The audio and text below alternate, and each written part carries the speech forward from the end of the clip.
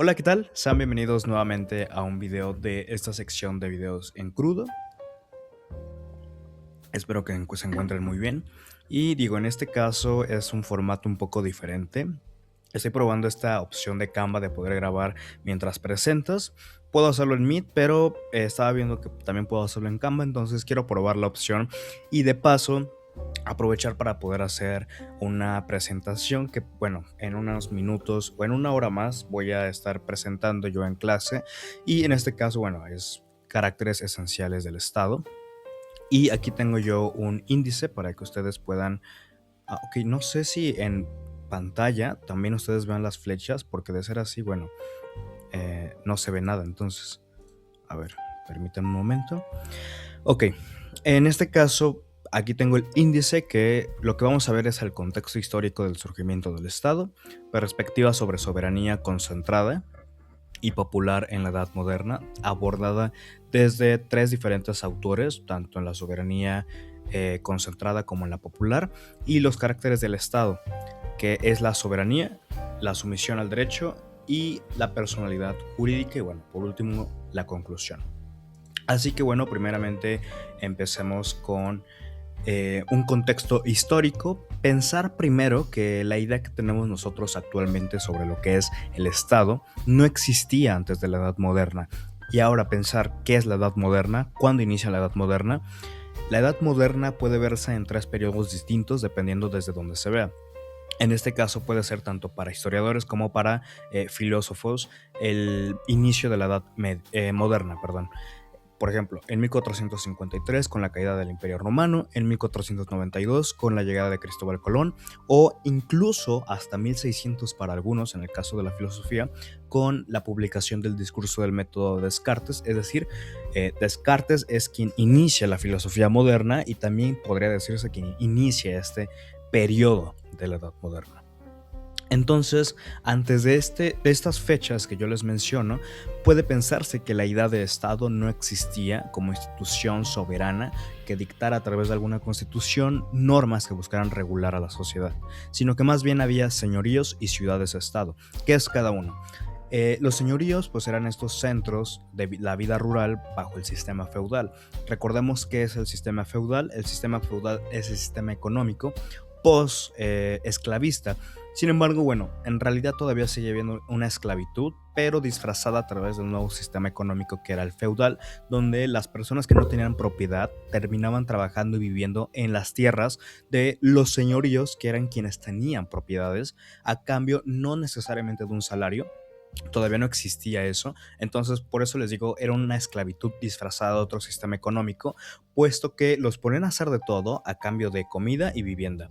Y si lo pensamos de la misma forma actualmente, yo creo que no estamos tan alejados de eso. Ahora sí nos pagan con un salario, pero en realidad ese salario vale lo de un pollo asado, entonces eh, en, entregas tu vida a cambio de eso. Entonces no sé si vale o no la pena, a menos que que ganes muy bien, que vivas bien, que estés tranquilo. No siempre todo depende de la cantidad de dinero que ganes, sino también sobre cómo tú te sientas personalmente, ¿no? Tus metas, tus objetivos en general. Pero bueno, estas personas que trabajaban en las propiedades de los señoríos, pues como se hace mención aquí, trabajaban la tierra a cambio de protección y el uso de parcelas. Y luego también están lo que son las ciudades-estado. Mencionar que las ciudades-estado fueron únicamente soberanas hasta después de la Guerra de los 30 años, que la Guerra de los 30 años fue en 1618 y 1648. Esta guerra fue iniciada, no, 1618 a 1648.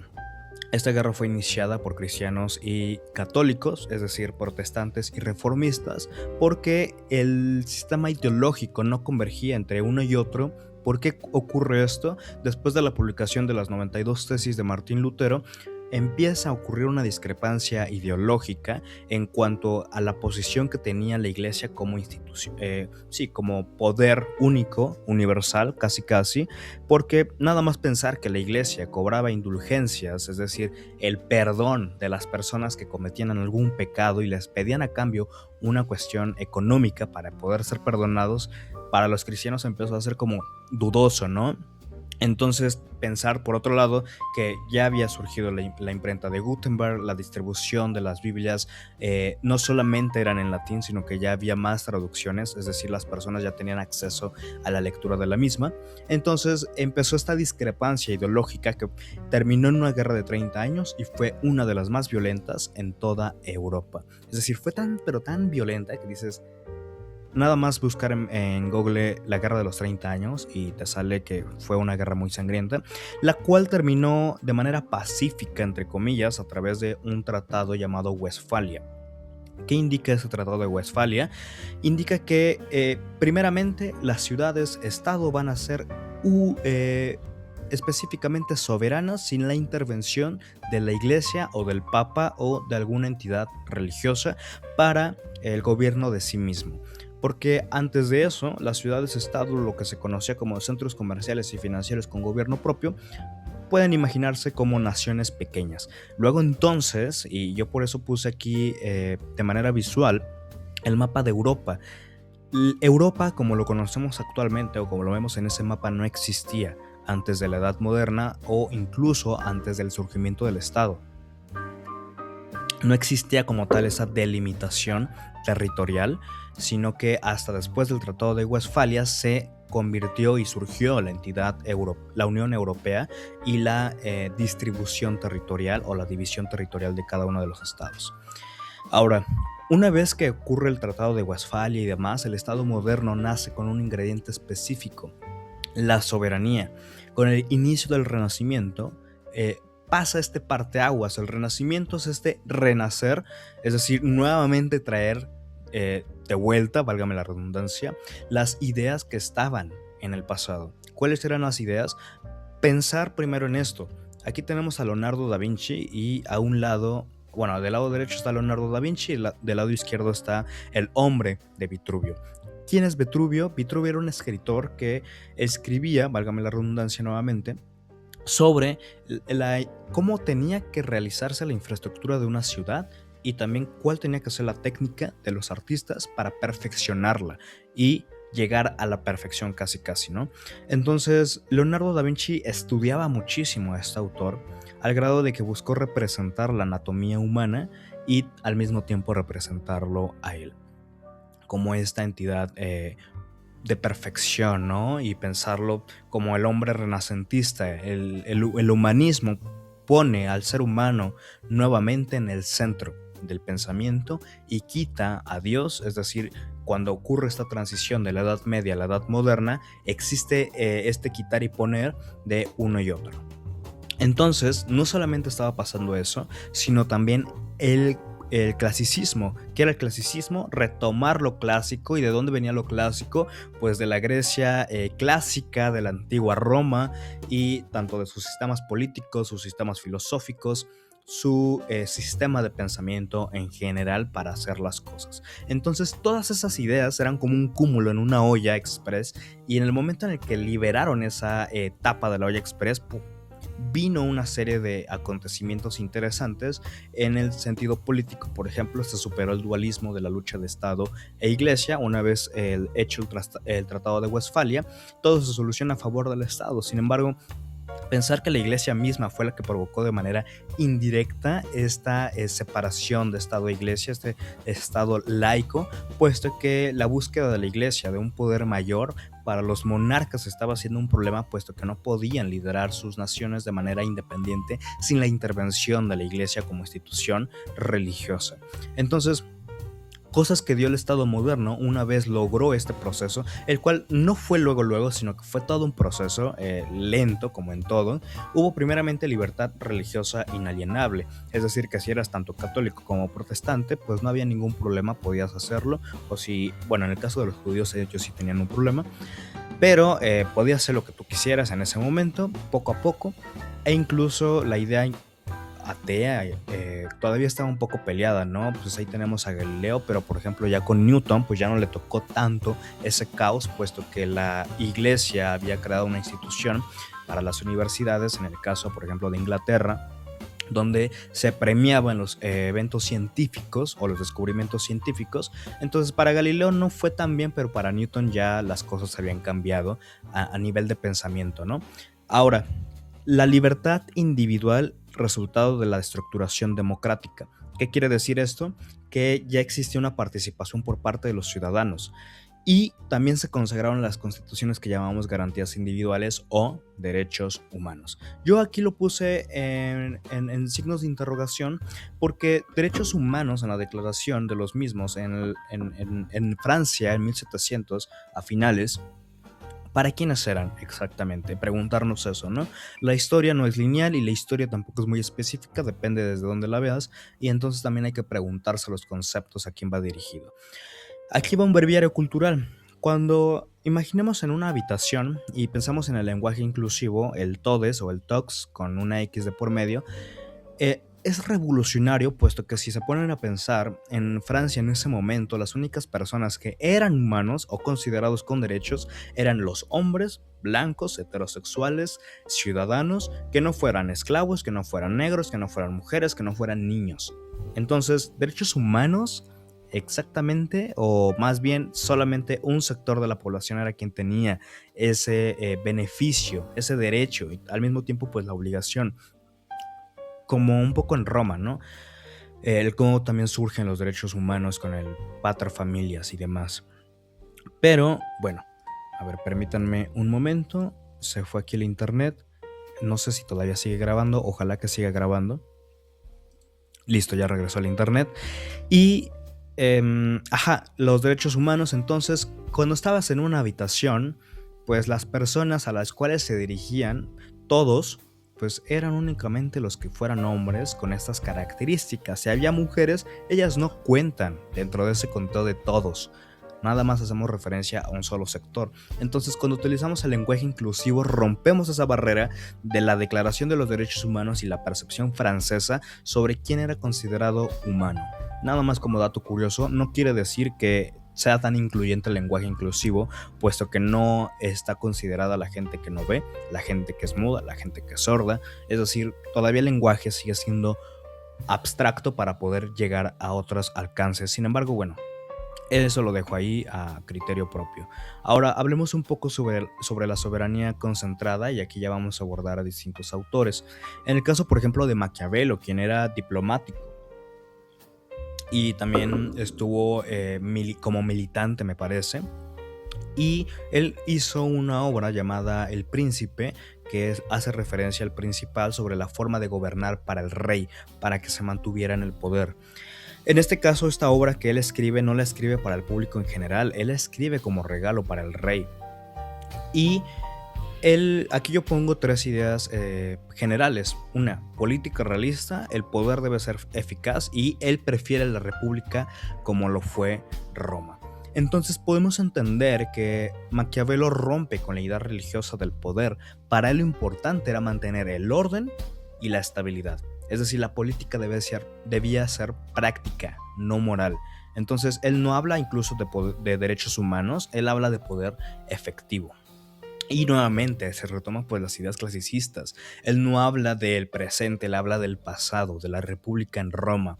Y ahora estamos con Jean Bodino, filósofo francés de 1530, es decir, renacentista, que él plantea una soberanía absoluta. El príncipe es el principal, el rey, el que importa, el único que está sobre el poder. Y aquí ya se habla de soberanía absoluta y el poder supremo indivisible. Es decir, el poder solamente debería radicar en una sola persona. ¿Quién sería esa persona? El rey. El rey dice que se pone y que se quita. ¿Qué norma surge y qué norma se quita? Y luego está Thomas Hobbes, quien nuevamente es un absolutista de la soberanía, quien plantea dos cosas interesantes que están relacionadas. Una, el Estado nace del contrato social, y dos, el hombre es violento por naturaleza. Una contraposición a lo que planteaba Rousseau, con que el hombre es bueno por naturaleza, sin embargo es la sociedad quien lo corrompe. Y para Hobbes es radical el asunto. Él dice, no, ni madres, el humano nace violento por naturaleza. Y por eso necesitamos un ente institucional que regule al humano para que no se pase de lanza y no nada más de repente empiece a caer en la anarquía, empieza a hacer uso de su libertinaje.